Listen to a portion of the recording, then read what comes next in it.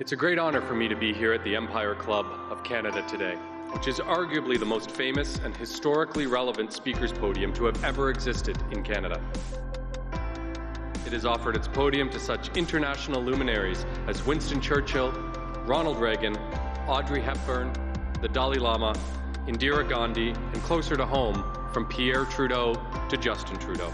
Literally generations of our great nation's leaders, alongside with those of the world's top international diplomats, heads of state, and business and thought leaders.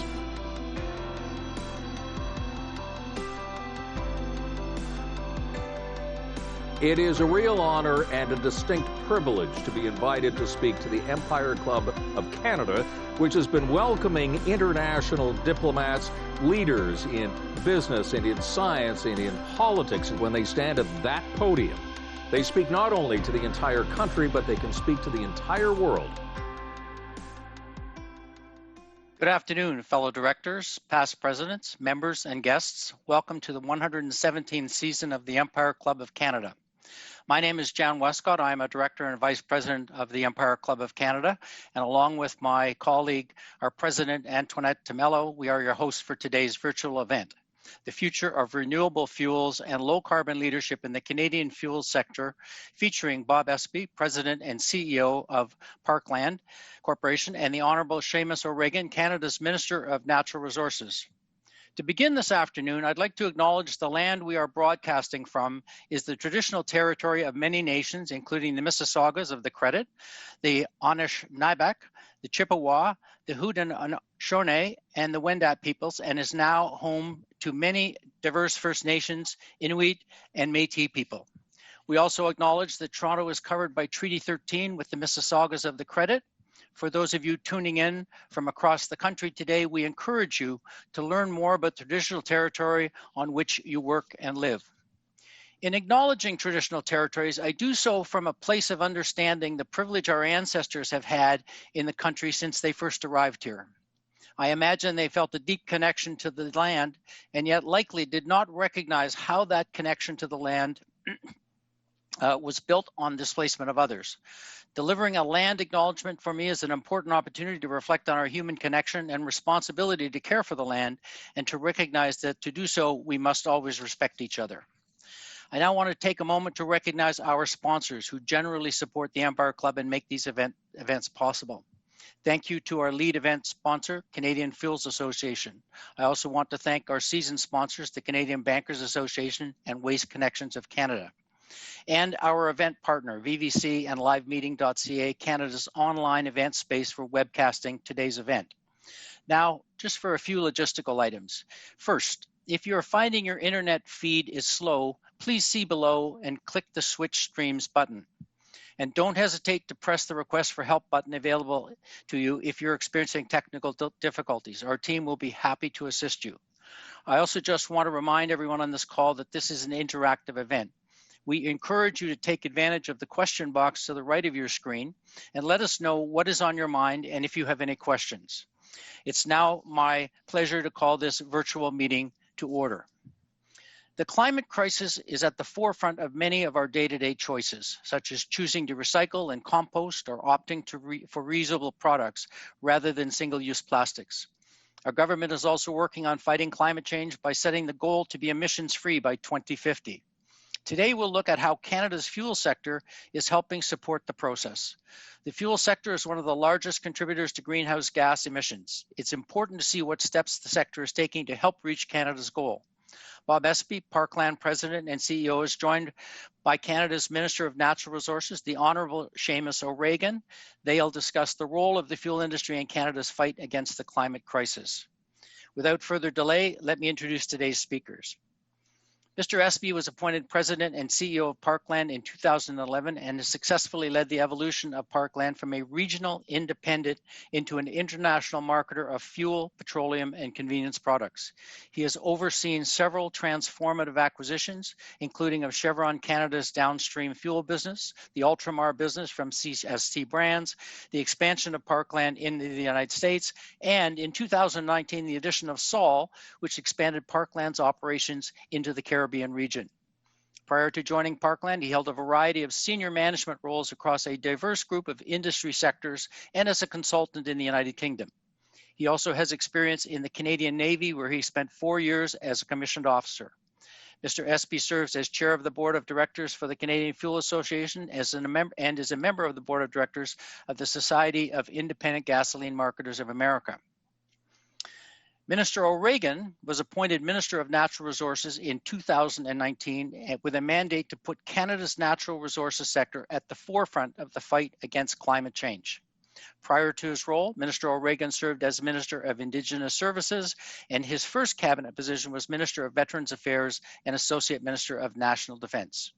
Minister O'Regan began his career in politics as Executive Assistant to the Minister of Justice and later Senior Policy Advisor to the Premier of Newfoundland and Labrador. He's known to many Canadians for his 10 years as co-host of the country's top morning news program, Canada AM. He has championed causes dear to him, namely mental health and the arts and the environment. I would now like to introduce Bob LaRocque, President and CEO of the Canadian Fuels Association, to introduce us to today's session. Bob. Thank you, Jan, and special thanks to the Empire Club of Canada for presenting today's event. I would like to begin by acknowledging that the land on which I am today attending this meeting is on the traditional unceded territory of the Algonquin and Anishinaabe people. The Canadian Fuels Associations and its members see remarkable change ahead, and we're really excited about the opportunities our sector can play in Canada's low-carbon future. For 150 years, our industry has kept Canada on the move. Throughout our history, we have harnessed innovation and adopted technology that has allowed us to adapt to the evolving needs and expectations of consumers, businesses, and governments across Canada. Today, more than 117,000 workers across Canada work behind the scenes 24 hours a day, 7 days a week to keep people and goods moving across the country and beyond.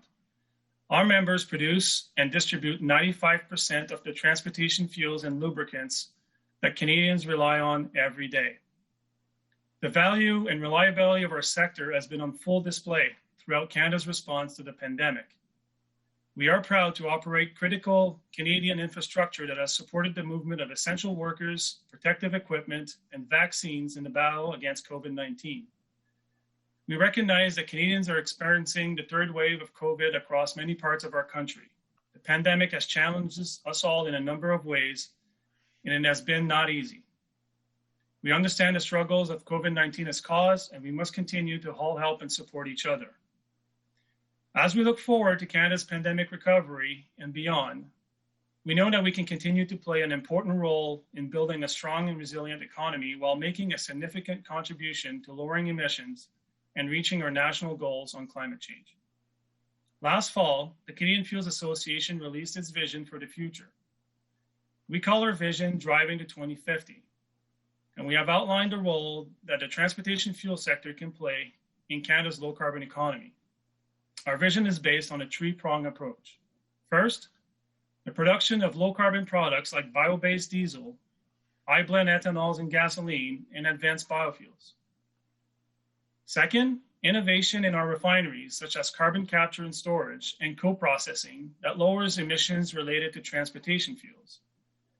And last but not least, leveraging and adapting our existing fuel infrastructure in order to support emerging options such as electric and hydrogen-powered vehicles. Now more than ever, collaboration and partnership among industries, companies, and governments are necessary so that we can optimize and integrate our existing transportation fuels infrastructure and expertise with emerging technologies in order to accelerate our transition to a low-carbon economy. For us, Driving to 2050 starts with discussing big ideas and having conversation that include different points of view. This is why we have developed our Fuel for Thought speaker series. We want to provide a platform and an opportunity for ideas and solutions to be explored, and we will be staging a number of these events in the coming months. We have a great discussions on tap for you today, and looking forward to hearing our special guests for our first Canadian Fuels Association's Fuel for Thought speaker series. Thank you both Bob and Minister O'Regan for joining us today, and welcome. Bob, over to you. Thank you, Bob, for the introduction, and thank you, Jan, for the kind introduction. I'd also like to thank Bob and his team at the CFA for the work that they do on the behalf of the industry and for their accomplishments this year. And I'm excited to be here today to kick off the first event in the Fuel for Thought series. I'd also like to thank Jan and Antoinette and the Empire Club for hosting our discussion today. And I'd also like to thank Minister O'Regan for agreeing to be our first guest in this series. Before I get into it, I would like to take a couple of minutes just to introduce Parkland for those of you who may not know us. Parkland is a Canadian company. We are a leading convenience store operator and independent fuel marketer with a global presence. We started 50 years ago with one retail convenience store in Red Deer, Alberta, and since then have grown and market through 3,000 retail sites and almost 200 commercial locations. Every day, our team of 4,400 employees provides the energy and convenient needs to local communities across 25 countries, spanning Canada, the US, the Caribbean, and South America. While you may not recognize Parkland, you are likely a customer of ours at one of our well-known brands. These are On the Run, Chevron, Ultramar, Pioneer, and Esso, and are one of the 1 million customers per day who depend on us for their mobility and convenience needs. Our geographical footprint provides us a unique perspective on how the energy transition is affecting different regions. We are exposed to some of the most aggressive targets on the planet in California and BC, as well as in emerging markets where governments look to Parkland to assist with the transition. Parkland is committed to meeting the needs of our customers to reduce emissions through innovative solutions.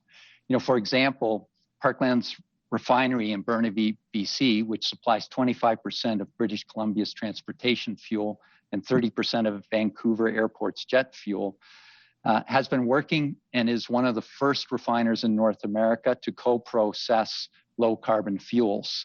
Using existing infrastructure, this technique has allowed us to co-process Canadian-made biofeedstocks such as canola and tallow with conventional crude oil and manufacture low-carbon gasoline, jet, and diesel. These fuels have reduced the carbon intensity of conventional liquid fuels by up to 85% and can be used in existing vehicles and infrastructure. So with that, I'd like to kick off with our first question for Minister O'Regan. The Canadian Fuels Association's Driving to 2050 report represents our industry's commitment to working with government and other stakeholders to support the energy transition, strengthen our economy, and make a significant contribution to Canada's low-carbon future. How do you see the Canadian transportation fuel sector fitting into Canada's low-carbon economy? First of all, Bob, can you hear me? I can hear you. I don't take anything for granted. You're quite right. This is how we manage. But it's great on the flip side that I have this opportunity to speak to so many members of the Empire Club and to be able to speak to you. So you guys factor in hugely. And look, I'll give you, Parkland some shout out here because what you're doing in Burnaby, it's the first facility in North America to use existing infrastructure to produce low carbon fuels. And the results are exactly what we hope for, lower carbon intensity, lower GHG emissions, an eighth, I think, of the carbon intensity of conventional fuels. So that is really significant. So hats off to you. We think, we've put $1.5 billion aside as part of our strengthening climate plan, which we announced in December. And look, we have the opportunity, I think, with clean fuels to lead. It's something that the Americans are already moving so fast on. We put out our clean fuel standard. They're already adapting to it. They're already reconfiguring refineries so that they can sell to us. They can produce fuels to export to us, and we want to supply ourselves where we can. We also want to export to the world. When we talk about energy transition, we often focus on electrification, or we focus on renewables, wind and solar, energy efficiency, home retrofits is another big one. Or, for oil and gas, we talk about overall, ways to lower emissions. This is a real tangible way to do it to do it in short order, to demonstrate that the clean fuel standard is what we intended it to be, which is a way to advance Canadian competitiveness while at the same time lowering emissions, which everybody knows we need to do. The International Energy Agency cited clean fuels as the often overlooked giant of our net zero future. Up to 90% fewer GHG emissions than conventional fuels can be made from a whole bunch of sources that are abundant in this country, right? Canola, wheat from agriculture, forest waste, municipal waste. You can make from clean electricity from natural gas, petroleum, when we can do CCUS. So there are a lot of things that tick off a whole bunch of boxes really for us.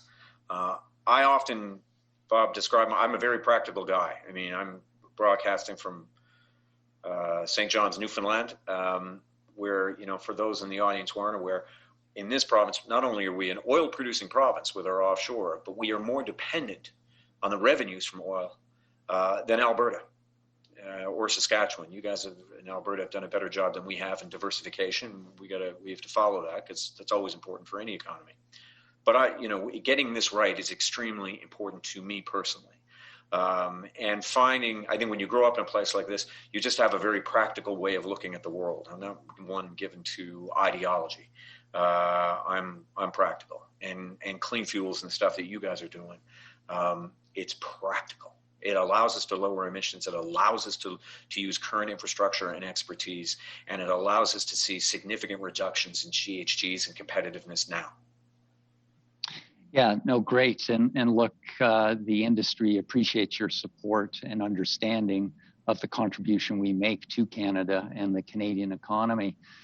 Just some facts. I mean, the Canadian energy complex is a made in Canada complex. It's one of the few industries where products start out as a natural resource that comes from Canadian sources and goes through a value chain. It gets manufactured and ultimately distributed to the consumer, all by touching Canadian hands, Canadian technology, and Canadian capital. And it's vital to this industry and the economic success of the industry. The industry is committed to being part of the transition and facilitating that. And our members, including Parkland, are well down the path of looking at alternatives and supporting that transition. We have great examples where Canadian companies, Shell, being a leader in carbon capture and sequestration. We've got, biofuels leaders like ourselves, Husky and Valero. And then we've got companies making investments in EV charging like Suncor and Irving. So, the industry is there and wants to support. The key for us is that as we go through the transition is that we get aligned around the regulatory environment, that we also help businesses transition. Again, when we look at biofuels and co-processing as an example, the requirement for renewable diesel and renewable hydrocarbons is going to increase. And what would be a travesty is that if we start to outsource that, and if that production ends up in other jurisdictions. Currently that demand is being met through imports. 55% of it comes from Europe, another 25% from the US, and the balance comes from Asia. And, it really is incumbent upon us to support the transition and start to invest and make sure that we can maintain that made in Canada value chain that we currently have. Bob, you're absolutely right about regs. I mean, that is one, that without dispute, that indisputably, that is what the government has got to get right. Whenever, I don't even like using the word transition, to be honest with you. And I say that because people have enough going on without some, big looming word like transition, massive change. When you get down to it, what we're talking about is reducing emissions. We're talking about lowering emissions. Wherever and whenever we can find them, right? clean fuels could have a big impact on decarbonizing transportation and heavy industry. And those two right there account for about 62% of Canada's emissions. But when you look at fuels like, ethanol, renewable diesel, they are market ready, and they can get us the reductions that we need now. While, we have other policies and investments that can ramp up in later years. I mean, this is all about 2030, and clean fuels, I think, not only is it about 2030, it's about jobs now. So, while we look at other things like hydrogen, for instance, which I think will, play a huge part, particularly from 2030 to 2050, and we can start that hard work now in getting hydrogen ready. There's no question in my mind that clean fuels is something we can start doing now. Yeah, and certainly it is one of the most cost-effective and quickest alternatives to reducing GHGs because it does leverage the existing infrastructure that's in place. And, ultimately, by investing in renewables and biofuels, it allows us to leverage that existing manufacturing capability. And it really doesn't require much of a change from the consumer perspective. As an example, the co-processing that we're doing, which we've just really in BC, and we've really just got to a point where we can do it ratably. It's the equivalent of taking 100,000 vehicles off the road from an emissions perspective this year, and can quite easily be scaled to a point where, in the next 5 years, you could take 1 in 4 cars off the road in BC from an emissions perspective. So these are very viable pathways to help governments reduce their carbon emissions and meet their targets, not just for all Canadians. Yeah, and you watch how quickly the Americans are moving here. As I said before, they're already retooling things. And look, one of the most effective lobby groups in Washington is the farm lobby. Even before the president got sworn in, they were already working very hard on exactly this, on clean fuels, on ethanol, and others that can be made from canola and from stalks, from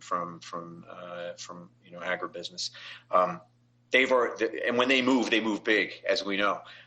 It is kind of when I was sitting in on a meeting with the president and the prime minister a month and a bit ago, it was head spinning, really, when you look at where we have come from the Trump administration to the Biden administration. As the prime minister rightly pointed out, you'd be developing the communiques with the Trump administration, and they would extricate the words climate change or any reference. Here comes the Biden administration that insists it be in the headline and the by headline. And, this has become a massive focus. You're talking trillions of dollars. Ultimately, this is, I think, an amazing thing for the planet. I think it's also very good for the Canadian economy. The clean fuel standard and the price on pollution were brought in over the past number of years, and it wasn't easy, I think, to put it mildly. It especially wasn't easy when you had an administration south of the border that was, ignoring those standards or tearing them up where they could find them. I think what we'll see now is a much more level playing field, and we're good at this. Given a level playing field, we're very good at this. And the whole idea behind the clean fuel standard and the pollution price was to increase the demand for clean fuels and to make conventional fuels more expensive. So that we were lowering emissions and that we were using the marketplace. That was the whole idea. The only way that we are going to see the sustainable change, the sustained change that we need in order to lower emissions and to meet our targets and to have more, equally to the point, I would say, to have a competitive economy in this country, is by incenting the marketplace. There's not enough, public capital in the world that I can see. John Kerry made this point in another meeting I held with him. We need the private sector. That is what is going to drive this in a sustained way. So, as you mentioned, there are things that we can be doing, like in the regs, gaps in codes and standards. If those gaps exist, they can serve as impediments to technologies entering the market. We're working on that, and we need to make sure that as industry and transportation users face higher costs to adopt new equipment needed to switch fuels on top of higher fuel costs, that we look at those barriers. There are barriers to uncertainty, but clean fuels answers right now a lot of what we need to do in order to make sure that we lower emissions. Yeah, and as you alluded to, energy transition will take longer in different channels of our business and different forms of energy. So, for example, fuels like diesel for marine, jet for aviation, diesel for rail and trucking, that will have a longer lead time. And certainly, again, this is an area where the refining sector can help and help shape the future of these fuels. You know, one of the things you talked about is support for our sector. And, you know, as an interesting stat, in the US, they have announced 9 times more capacity for renewable fuels manufacturing than Canada has in the last 12 months. And, you know, we certainly have the risk here that we fall behind. And would like to understand from your perspective, you know, again, how the government sees that and the emphasis on making sure we protect our current value chain and keep it domestic. Well, there are our best friends, our strongest allies. They are our biggest customers. They are our biggest competitors. Right. There's no question about it. So we are watching everything that they are doing, as we say here in Newfoundland, like the hawk. We are keeping a very close eye on what they're doing, and certainly when the whole point is to make sure that Canadian companies come out of this ahead, because clearly that's where we belong. If you look at major projects right across the country, I mean, we see about 40 projects that are in more or less an advanced state of readiness right across the country. I mean, if I look at even here in my home province, you've got the idle North Atlantic refinery in Come By Chance, Newfoundland. It used to refine oil and gas, but are there other opportunities there for it? Refining renewable natural gas, or what else could it be used for? I mean, Parkland, is what you guys are doing. Then you got Enerchem, which is doing municipal waste to fuels in Edmonton. And then as part of our national hydrogen strategy, we wanted to send a very clear signal that we were looking at blue hydrogen, particularly in Alberta and Saskatchewan, and green hydrogen in BC, in Quebec, and in my home province of Newfoundland and Labrador, where you have hydroelectric capacity that could be used towards green hydrogen. You have natural gas capacity, resources available, and infrastructure built in Alberta and Saskatchewan. So blue may make more sense there. And that obviously, and for those who don't know, that involves developing hydrogen and using the carbon waste that comes from it, storing that, CCUS, right?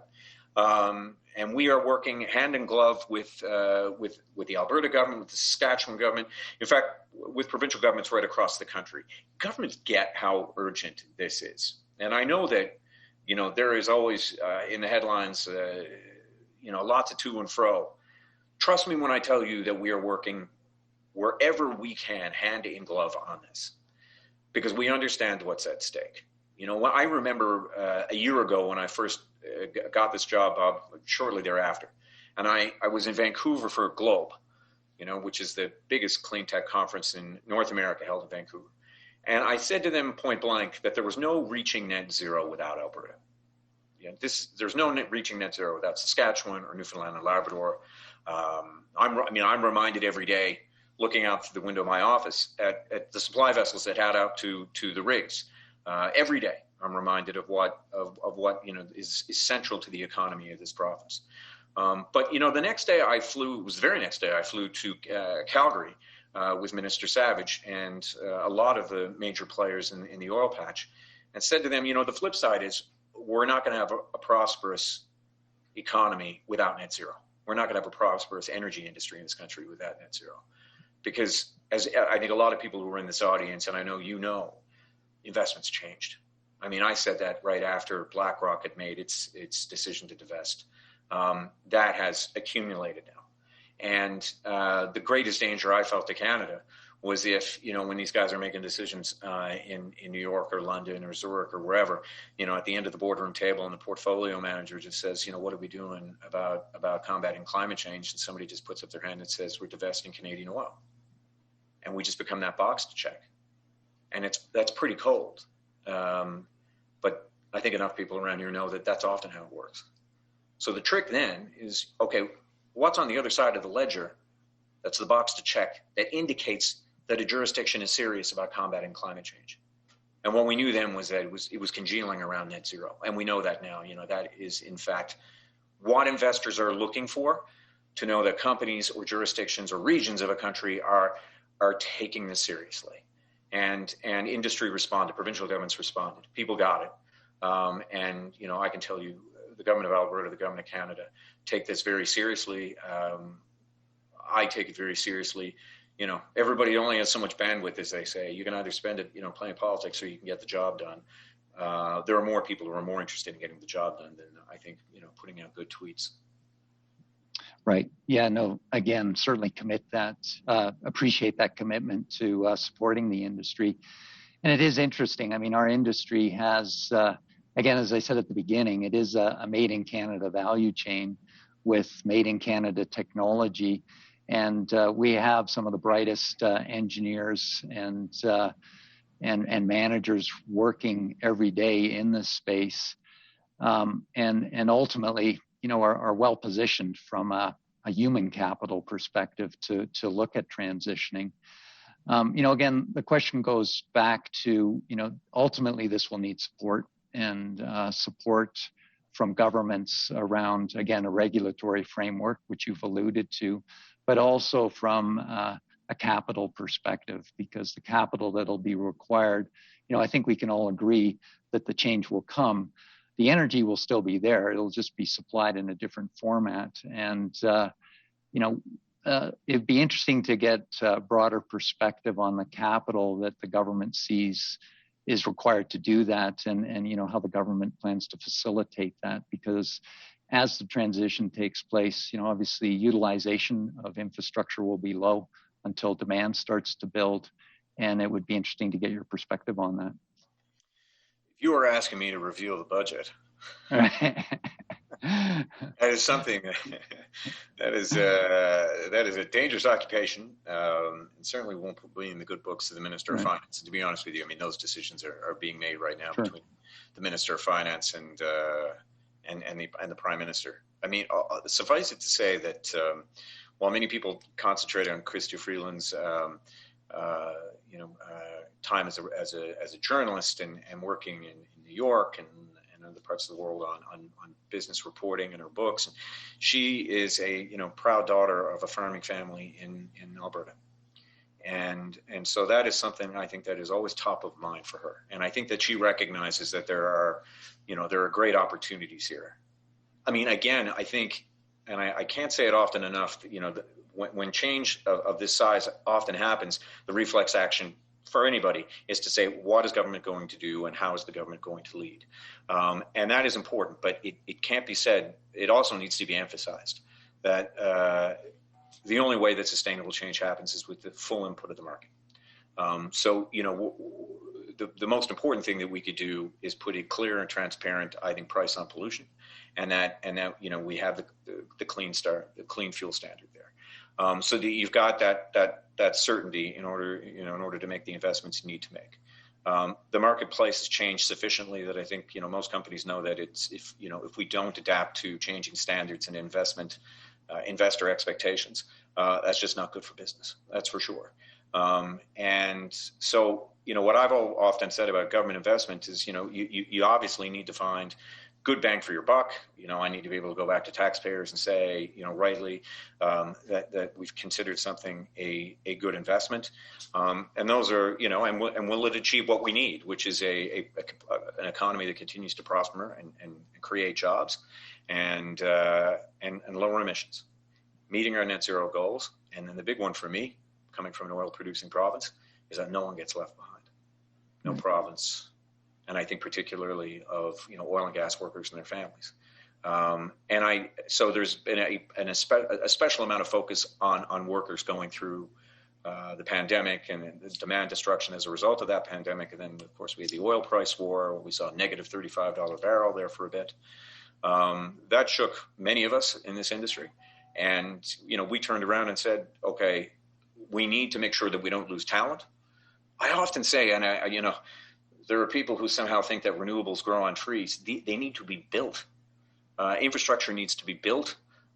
When we talk about clean fuels, who does that? It is the same people who built this industry, and within a generation, really figured out how to, take oil out of sand, and suddenly, but within a scope of a generation or two, we're the fourth biggest producers of oil and gas in the world. That is an incredible achievement. We need that level of expertise and that knowledge of complex engineering in order to lower emissions. It's the same people. And we can't afford to lose talent. We can't afford to lose these people.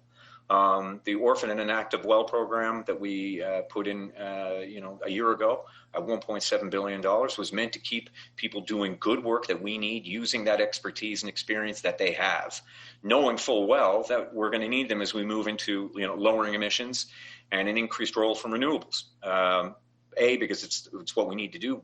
B, also because it's what the market is demanding. So how can we best invest as a government in those projects? Clean fuels, I can tell you right now, is somewhere where I, consider it a good start. The fact that we have $1.5 billion for clean fuels coming out of our Strength and Climate Plan, I think is a very good indication of where we know we need to go. Great. Yeah, again, we appreciate, the industry appreciates that commitment. Certainly the opportunity is there to keep this as a made in Canada value chain. We currently are using feedstocks from Canadian farmers and move that through our plant. So again, the opportunity is there to continue to keep this a Canadian industry and supply the energy needs of Canadians through Canadian assets and capital. Bob, I'll just interject, but just to color that picture, farmers benefiting from selling, stems and stalks of their canola, which just, adding value to what used to be waste. Same for sawdust and branches in the forestry industry. Traditional refiners, I think, are going to pivot to start producing clean fuels, as we're seeing south of the border already. And the Americans work very fast, as we know, responding to our clean fuel standard. And I think energy workers in Alberta, Saskatchewan, Newfoundland, we want them to keep working this. We need them in order to be able to do this. So I think building trades will be busy as we start to do this. Sure. I think you'll see, established small and medium fuel cell technology companies multiply and expand right across the country. Yeah, no, definitely. It'll drive a lot of economic activity across the country. And again, the key is to make sure that we keep that technology, we develop the technology in Canada and can facilitate that growth in new energy sources domestically, which I think, we're absolutely aligned on that. I think we can agree that remarkable changes lie ahead, for our industry, for our society in general. And there is an opportunity for Canada to be an environmental and climate change leader and to be at the forefront of that. As today's discussion demonstrated, transportation fuels will continue to be part of that mix for the foreseeable future. And certainly our industry is committed to helping the government make that transition. Might be a good time to open it up for other questions at this point. Yeah, absolutely. Yeah.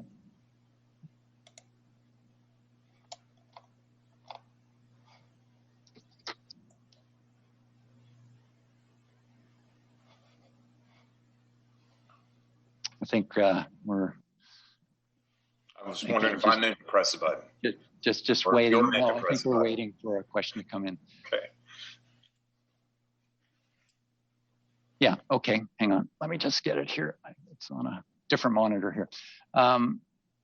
Understanding that Canadians want transportation energy options, what is the government's plan to introduce EVs and alternative fuel-based vehicles into the Canadian market?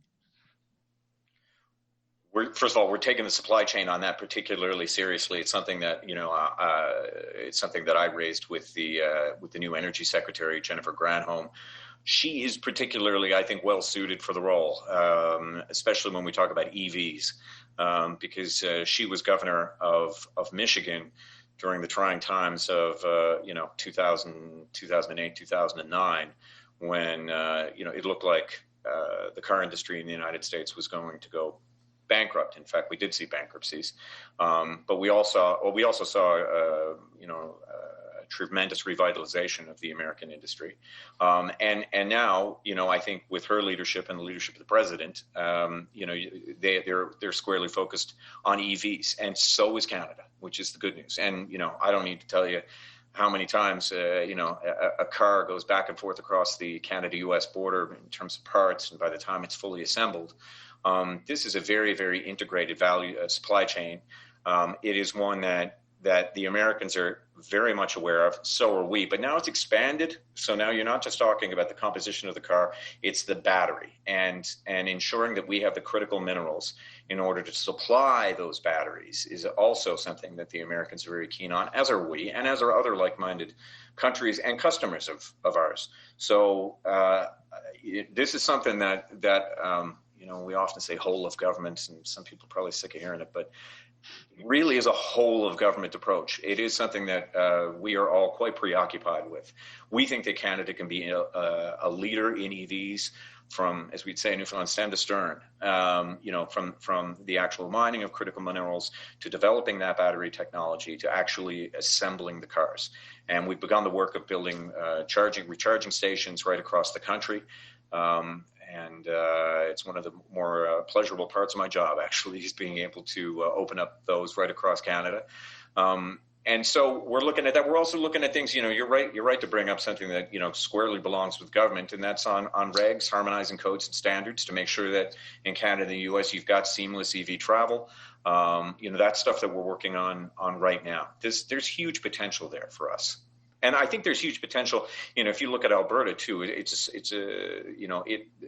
a huge opportunity in the critical mineral sphere there as well.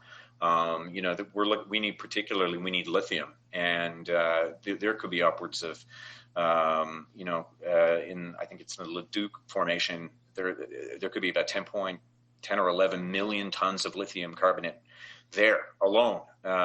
So watch this space. We're moving, I think, very quickly in it, and we're doing it with the Americans.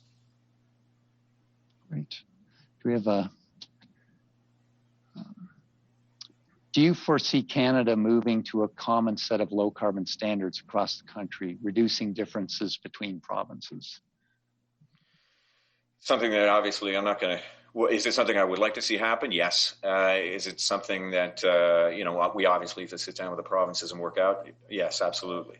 I'm keenly aware of jurisdiction in these matters as well. And I think, every federal politician should be. There are matters that are clearly within federal jurisdiction. There are matters that are clearly within provincial jurisdiction. Natural resource development is one of those things. But in terms of harmonizing for the use of EVs or EV production or critical minerals, these sorts of things, I have a very good working relationship, certainly with my provincial partners going right across the country. We need to keep that up. There is a lot at stake, and I think, as I say, everybody in the room has an appreciation for how much the markets have moved in this space.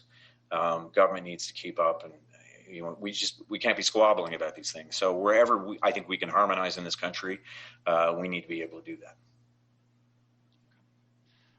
Another question here around, supporting innovation. It relates to supporting innovation, but allowing the market to drive it. Do you foresee a market being developed and supported to trade carbon compliance and offsets across Canada? I think we have a couple of jurisdictions where that happens, in BC and Quebec. Do we see expanding that? Yeah, I think, look, the bottom line is, I think in order to create a level playing field and a competitive sphere, wherever we can find areas in which we can harmonize regs, the better. It does require some work. Provinces are rightly guarded over their jurisdictions. But the federal government has, I think, a role to play here to lead. And I think there's a tremendous amount of goodwill, and there is, in my opinion, in my conversations with my provincial colleagues, an understanding that it's a Team Canada approach that we need here. That got us through, the renegotiation of NAFTA, which was tough. But we got it done, and one of the ways we got it done is we made sure that it wasn't just, and not just provinces and premiers and respective ministers, but also industry and also unions, making sure that we all work together. And with a real Team Canada approach and a common lobby effort, we were able to get through that. It worked. We wanted to, continue to work in terms of how we not only make sure that we survive all this kind of change and churn that's been thrust upon us during this pandemic as energy markets fluctuate, but that we lead. And we have every ability to lead here. So, government has to look very carefully at making sure that we incentivize the right investments, and that we harmonize where we can, that we send clear signals to the market of where we need and want to go, so that business can make the investments it needs to make. Right. Another question here, back to hydrogen. And, the federal government did launch its hydrogen strategy. What is the role that development of hydrogen can play in diversifying Canada's future energy mix and helping to achieve net zero by 2050? There is a tremendous amount of enthusiasm about hydrogen. It's funny, when I first got this job, I was as Natural Resources Minister, I was told by my predecessors, Amarjeet Sohi, Jim Carr, Ralph Goodale, they were saying, well, O'Regan, you're going to be flying to all these far-flung places, talking to customers, talking to competitors, in Abu Dhabi, Berlin, Vienna, Santiago, and I have visited all of these places from right here, much like you, from the confines of our homes. But I had a very good conversation with a very good meeting in Berlin with the Minister of Economy and Environment there. Very powerful minister. They are keenly interested in Canadian hydrogen and in the potential of Canadian hydrogen. And people are interested in buying from a supplier that they can trust. People are interested in a supplier with very good ESG. That is truly a competitive leg up for our country, is that our ESG is so high. Really matters in Europe. And again, they're competitors. They are also customers, and they would be customers for our hydrogen. So, hydrogen right now, we renounced our hydrogen strategy. As I said, we embraced blue and green because, I recognize that there is still carbon emitted and that it comes from natural gas. In order for it to be blue hydrogen, and of course, we need CCUS. We're going to do that. But we would be foolish to squander the opportunity to use the natural gas wealth of the prairie and the infrastructure that exists there and the expertise that we have. I will take the perfect and the good. And green hydrogen is something that is, I think, going to work very well, again, in Quebec, in BC, and potentially in my province here in Newfoundland and Labrador, where we have, tremendous hydrogen opportunity. Alberta is planning to increase clean hydrogen production. BC is looking to accelerate the use of hydrogen technologies right across the province. You've got at least 17 projects in the works from Manitoba straight to Newfoundland. It's because we see the promise of it. I'm old enough to remember driving around at Expo 86 in Vancouver in a Ballard powered bus, and people kept saying hydrogen is just around the corner. Its time has come. I believe its time has come. I think the European Union is serious. Japan, South Korea, the Americans are moving. We will move. We've got the expertise, we've got the people, we've got the natural resources, we've got the hydroelectricity. We know that it's going to take a bit of time, on when green hydrogen gets down to a level of blue hydrogen. But we need to accelerate that because that is going to help us achieve the GHG reductions that we need. And hydrogen is particularly well suited to I should say long haul transportation, 18-wheelers, also marine, and potentially aviation. We're already talking about how can we expand hydrogen at our ports, both on the West Coast and on the East Coast. And then, where are places where we can sell it? We're blessed with a very large country, with 6 different time zones and exposure to the Pacific and Asia markets and to the Atlantic and European markets. So I am interested not only in an indigenous, as it were, hydrogen industry in this country, but I want to export and I want to lead it. We have every ability to do that. Yeah, no, that's very insightful. Certainly, again, that switch or investment and commitment to invest in hydrogen is something that will take a long time, but at the same time, there's an opportunity there that Canadian industry can capitalize on. One related question to that is around sustainable aviation fuels. I mean, that's an area that the aviation industry, although small on a relative basis, will have a harder transition period. And I wonder if the government has had thoughts on sustainable aviation fuels and how to make sure that, again, Canada can be part of that supply chain going forward. Yeah, indeed we are. Aviation, marine transportation.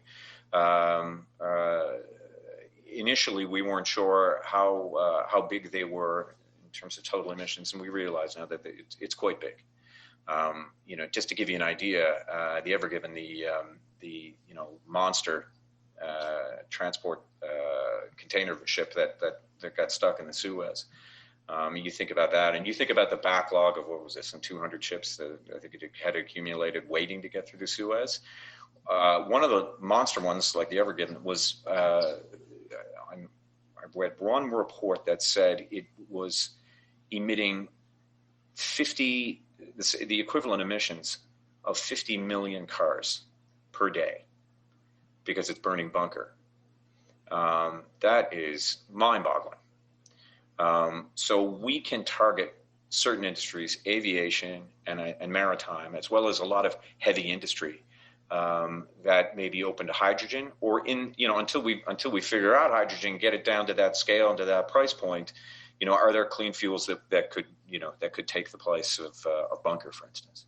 And so that's something that we're intensely looking at. I'm very proud to be the Minister of NRCan, as it's called, because our scientists and the professionals who work in this department are some of the best in the world.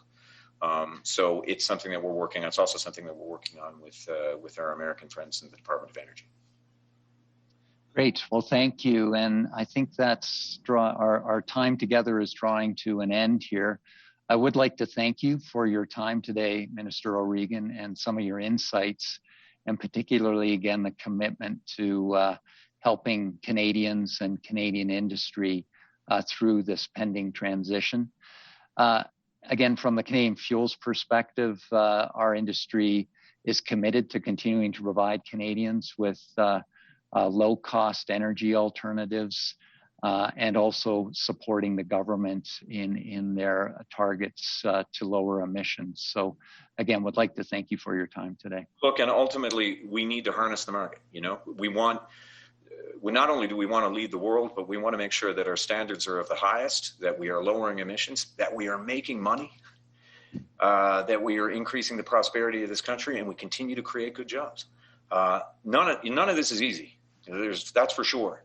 And it's changing very quickly. But there are very few countries as blessed as we are with the natural resource wealth that we have and the experience and expertise that we have in our workers. Very few. I mean, when I do meetings of the G20 or the International Energy Agency, we are looked upon with a great deal of envy for what we have. And I know that's cold comfort for a lot of people who feel like, there is a lot of change and worry about the industry. It will require our collective leadership to come through it, but I'm telling you, there are very few countries that are as blessed as we are. Great. Yeah, I share your enthusiasm and the potential for Canadians going forward. So again, thank you very much for your time today. Gentlemen, this was fantastic. And as you mentioned, Bob, although many of us here in Eastern Canada are your customers, we don't really know you. So it's terrific to put a face to a name of Parkland Corporation. So thank you. Minister, I am absolutely thrilled to have such a practical fellow at the helm. I'm encouraged by today's discussion. I actually learned a great deal, and I'm far more optimistic about our prospects going forward. So thank you to both of you. It has been an illuminating discussion, and one that I hope we continue to see and hear about in the weeks and months ahead. As part of my duties as the host today, I want to mention an upcoming presentation that we have with Peter Rutledge, President and CEO of the Canada Deposit Insurance Corporation on April the 12th. Registration for all of our events are free. I now declare this meeting to be adjourned. Thank you very much and have a great afternoon. Thank you. Thank you.